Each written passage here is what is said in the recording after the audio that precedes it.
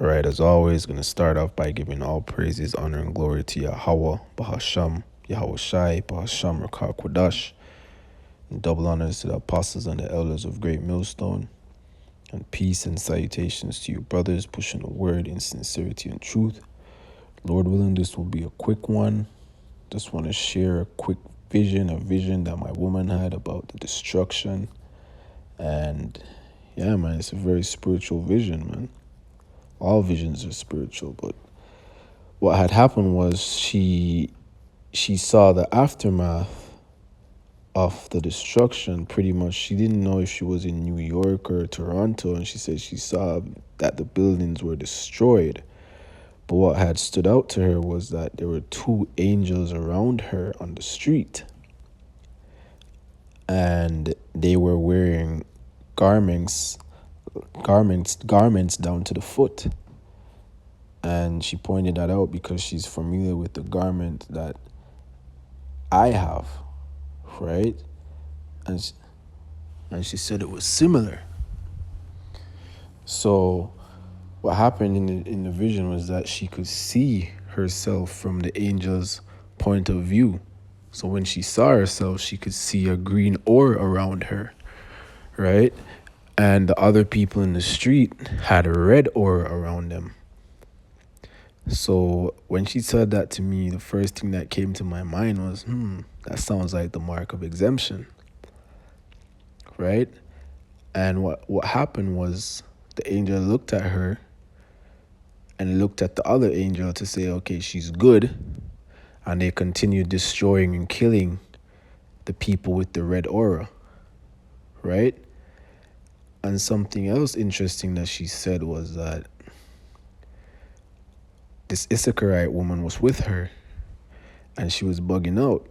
And she said to her, it's okay, everything will be fine. Those are the apostles. And I was like, whoa. And she was like shocked because she's like, she doesn't even know what that means or who the apostles are. Because I never said anything to her about that. But that's what she said in the vision, right? So pretty much, let me just read this scripture real quick. This is Ezekiel chapter 9, verse 4, and it says, and Yahweh said unto him, go through the midst of the city, through the midst of Jerusalem, and set a mark upon the foreheads of the men that sigh and cry for all the abominations that be done in the midst thereof. Right, and this mark, let's go into it real quick.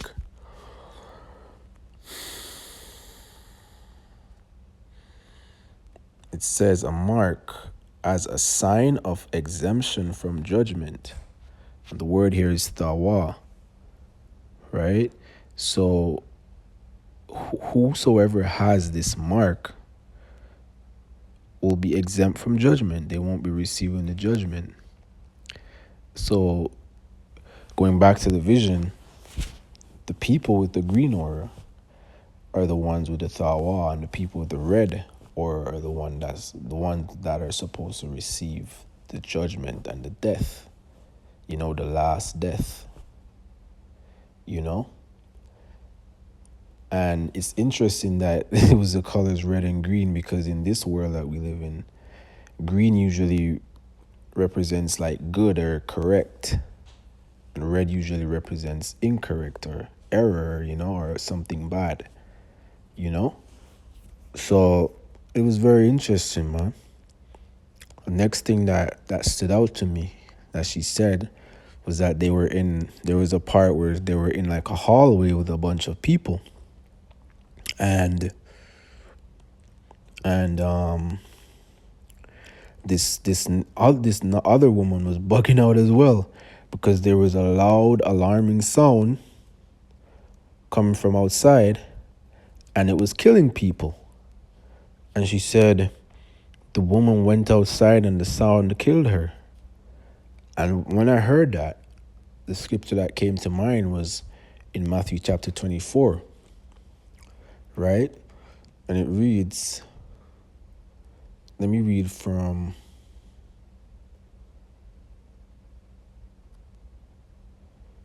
(29), and it says, immediately after the tribulation of those days shall the sun be darkened, and the moon shall not give her light.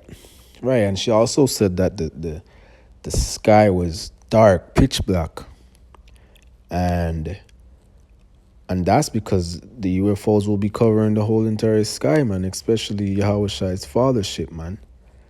That is described like a great mountain, if I'm not mistaken, in Second Esdras, right? So she said the sky was darkened, man. Let me continue. And it says, and the stars shall fall from the heaven, and the powers of the heaven shall be shaken. And then shall appear the sign of the Son of Man in heaven. Then shall all the tribes of the earth mourn, and they shall see the Son of Man coming in the clouds of heaven with the power and great glory. Verse 31, this is the point that I wanted to read. And he said, he shall send his angels with a great sound of a trumpet. Right, so that's what came to my mind. And she said that there was a loud, alarming sound that was killing people out there. Killing people of of the other nations, the 2/3. That's how powerful the angels are, man. Even the sound of the trumpet will be killing people. It's just like these TV shows and these animes where people have these spiritual power, these abilities where they can push out frequency on a high level, and it can kill people. It can damage people's ears. It can blow their head off. It can break glass. That's what I thought of, man. I'm like, damn, like even the sound of the trumpet is something for the heathen and this 2/3 and the members of the 2/3 should fear. It's like we have the members of the elect and the members of the 1/3, members of the 2/3, man. Even the sound of the trumpet, man. And we of the hopeful elect, the elect will be hearing that trumpet in that day.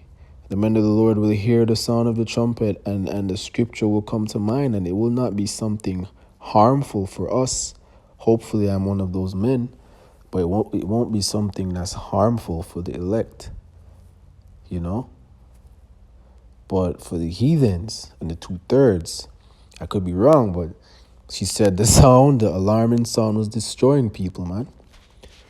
So I don't want to make this too long, man. I just wanted to share that vision, the best of my ability to try to explain it how I can remember it. But she also said that this vision that she had, because she has many visions about the end times, she said this vision was different. Like she could just feel that, we're close. Like this is the end. Like it's around the corner. She felt like it's gonna happen like next week, and she said she never felt that before. Right? So we're all familiar with this scripture. This is Romans chapter 13 and 11, and it says, "On that knowing the time, that now it is high time to awake out of sleep. For now is our salvation nearer than when we believed." Right, so it's high time to stop the fuckery, man, and come back to your power. Yahweh Ba'ashem Yahushai. Yahweh is the name of the true living God, the true power. His name is Yahweh, and his son, who the world ignorantly calls Jesus Christ, his name is Yahushai. And those are the only names that will be saved by. Right, let me try to get this real quick. I think it's... let me read it from... this is Psalms chapter 91. I think this is a good scripture, man, because it applies to all members of the elect.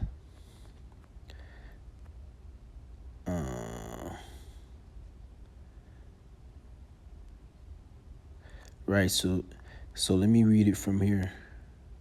And verse 10 says, there shall no evil befall thee, neither shall any plagues come nigh thy dwelling. No plagues will come near you, for he shall give his angels charge over thee to keep thee in all thy ways. Right, so we may not see the angels physically sometimes, but they're there protecting us. And sometimes they'll be there physically, we'll be able to see them, man.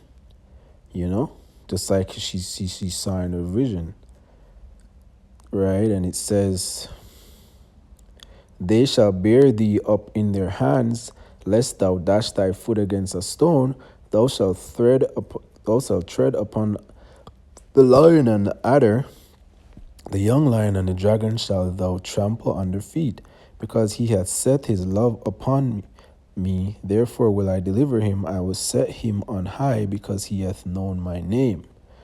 Right. So I just wanted to read that because it's very important to know the true names of Yahweh Bashim Yahushai, because that's also that has a lot to do with the protection, man.